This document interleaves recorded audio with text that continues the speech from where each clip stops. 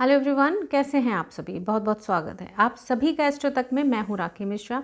आज बात कर रहे हैं साल 2025 के बारे में कि अंक शास्त्र के मुताबिक नंबर 1 से लेकर नंबर 9 तक के लिए 2025 कैसा जाने वाला है।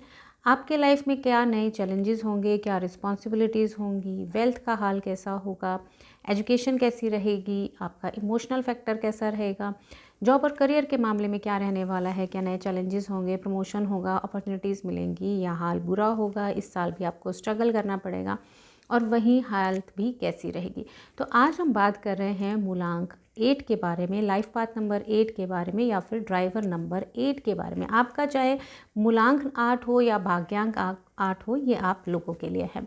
तो साल 2025 मूलांक 8 के लिए या भाग्यांक 8 के लिए कैसा जाने वाला है। पहले बात करते हैं सैटर्न की। जो नंबर 8 है वो रूल होते हैं सैटर्न से, जिनको नंबर सिस्टम में, न्यूमरोलॉजी में, अंक शास्त्र में जज भी कहा जाता है, न्यायाधीश कहे जाते हैं।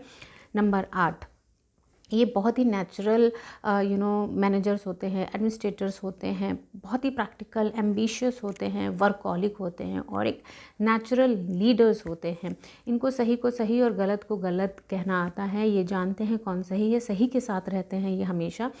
और इसके अलावा अगर हम नंबर 9 की बात करें तो नंबर जो 9 है वो मार्स से रूल होते हैं, बहुत ही एक्शन ओरिएंटेड होते हैं, कमांडर कहा जाता है नंबर सिस्टम में, बहुत हेल्पफुल होते हैं। अगर आपको कभी भी किसी भी चीज़ की मदद की अगर आपको ज़रूरत है ना, तो आप नंबर 9 से अगर आप कहेंगे तो नंबर 9 के लोग आगे बढ़ कर के मदद करते हैं। अब बात करते हैं कि जब ये आपका मूलांक 8 है और साल 2025 रूल होता है नंबर 9 से, मार्स की एनर्जी से, तो 2025 आपके लिए कैसा रहेगा।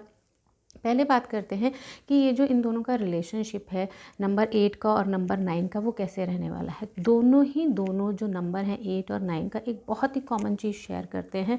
दोनों के ही अंदर बहुत ही ऑनेस्टी, इंटीग्रिटी, फेयरनेस और इसके साथ ही एक दूसरे के प्रति विश्वास रखना, और रिस्पेक्ट रखना, बहुत इन दोनों के ही अंदर ये खूबी होती है। इसके साथ ही अगर हम चैलेंजेस की बात करें तो दोनों के जो प्रायोरिटीज़ हैं वो टोटली डिफरेंट है।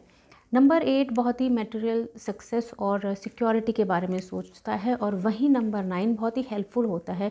वो मटेरियलिस्टिक गेन के बारे में इतना नहीं सोचता जितना वो लोगों की मदद करने के बारे में सोचता है।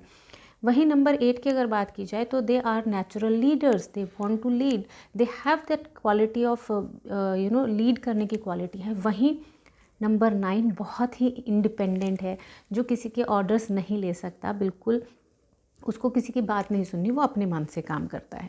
अगर बात करें नंबर 8 के इमोशनल उसकी, तो नंबर 8 का प्रॉब्लम है कि वो अपने इमोशंस को, अपने फीलिंग्स को हमेशा सप्रेस करता है। वहीं नंबर 9 जो है अपने इमोशंस को एक्सप्रेस करने में बिलीव करता है। तो ये एक क्लैशेस दोनों के बीच में और चैलेंजेस रहते हैं 8 और 9 के बीच में। तो जब ये साल 2025 जो कि मार्स की एनर्जी से रूल होता है, मूलांक 8 के लिए क्या लेके आ रहा है। सबसे पहले बात करते हैं रिलेशनशिप के मामले में। रिलेशनशिप में इस साल आप बहुत ज़्यादा प्रेफर करेंगे और आपका फोकस रहेगा कमिटमेंट और लाइफ में स्टेबिलिटी के ऊपर।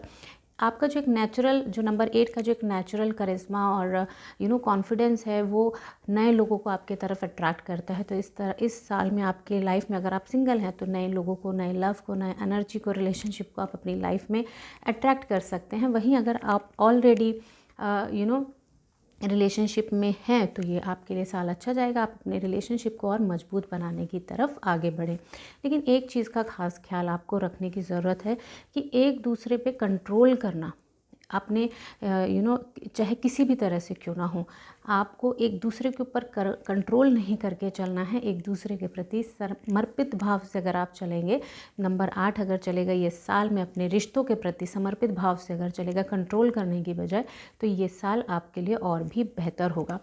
वहीं जॉब और करियर की बात करते हैं तो ये जो साल है आपके लिए बहुत ही सिग्निफिकेंट चेंजेस, अपॉर्चुनिटीज़ और रिस्पॉन्सिबिलिटीज़ लेकर के आएगा। प्रमोशन के चांसेस भी बनते हैं इस साल में आपके लिए। लीडरशिप, आपकी जो स्किल्स हैं, जो क्वालिटीज़ हैं, वो आपको हेल्प करेगी और आगे बढ़ने के लिए।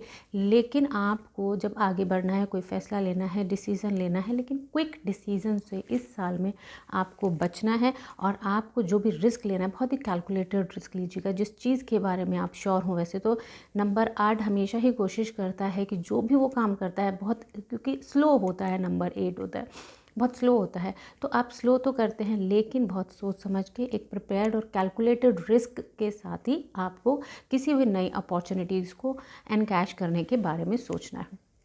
नंबर 8 की अगर हम एजुकेशन की बात करें तो they have a natural desire for knowledge. हमेशा कुछ ना कुछ नया सीखने की, नया करने की इनके अंदर चाह होती है नंबर 8 के अंदर। तो ये साल जो है आपके लिए बहुत अच्छा साल है एजुकेशन के मामले में। सेल्फ़ इम्प्रूवमेंट की बात कहें या अपने नॉलेज को एनहांस करने की बात करें, हायर स्टडीज़ की अगर हम बात करें, आपको अगर कॉलेज ग्रेजुएशन या फिर हायर स्टडीज़ करना है तो ये साल आपके लिए बहुत सपोर्टिव है।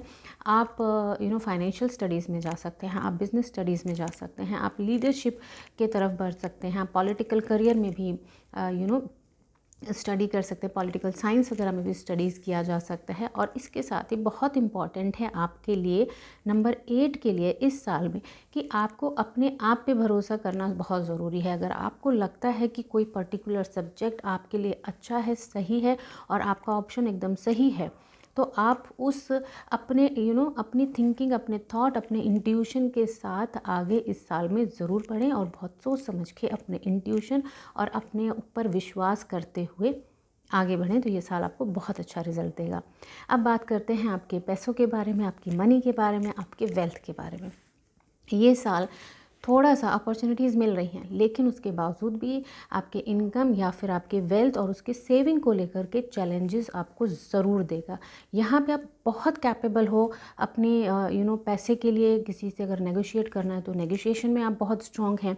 आप अपने वेल्थ को कैसे मेंटेन करना है, कैसे सेविंग्स करनी है, इसमें भी आप बहुत स्ट्रॉन्ग हैं और इसी चीज़ को आप इस साल में कंटिन्यू भी करेंगे। लेकिन किस चीज़ पे आपको ध्यान रखना है कि पैसा आ रहा है और उसके साथ साथ अपॉर्चुनिटीज़ आ रही हैं लेकिन साथ में रिस्क भी आ रहा है, रिस्पॉन्सिबिलिटी भी आ रही है।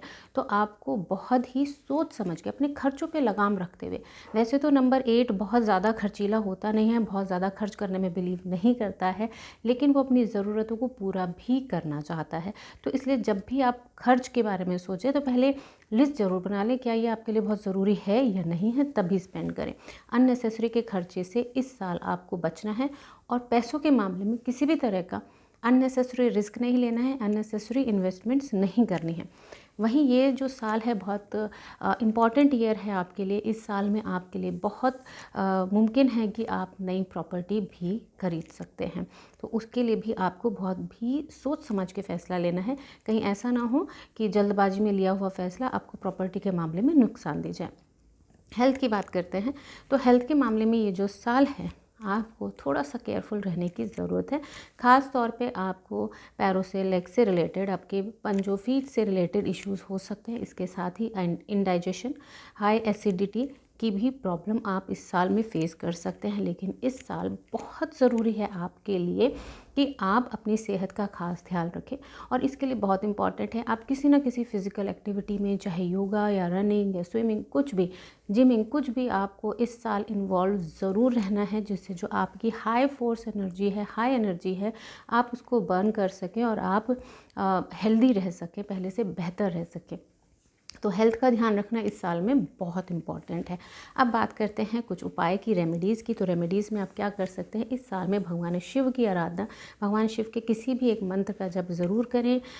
हर सोमवार जा कर के एटलीस्ट आपको भगवान शिव पर दूध और जल अर्पित ज़रूर करना है और इसके साथ ही शनिवार के दिन भी जा कर के ज़रूर करें। वहीं आपको हर शनिवार पीपल के पेड़ के नीचे एक सरसों के तेल का दिया ज़रूर से जलाना है। इसके साथ ही जब भी आपके सामने कोई भी व्यक्ति अगर मदद के लिए आता है तो मदद से आपको पीछे नहीं हटना है, जितना हो सके आपको मदद भी करनी है। और इसके साथ भी आपके लाइफ में जो भी लोग आपकी तरक्की के लिए, आपकी कामयाबी के लिए हमेशा हेल्पफुल रहें, उनकी तरफ आपको एक ग्रैटिट्यूड का भाव ज़रूर रखना है। ग्रैटिट्यूड ज़रूर पे करें, उनको थैंक यू ज़रूर बोलें, जिससे आपकी लाइफ हेल्पफुली आगे ज़रूर से बढ़े। तो ऐसी ही जानकारी के लिए आप सभी देखते रहिए एस्ट्रो तक। Thank you so much. आप सभी का दिन शुभ हो। एस्ट्रो तक ऐप पर आपको मिलेगा भविष्य से जुड़े हर सवाल का जवाब। डाउनलोड कीजिए एस्ट्रो तक ऐप और चुटकी में जुड़िए इंडिया के बेस्ट एस्ट्रोलॉजर से।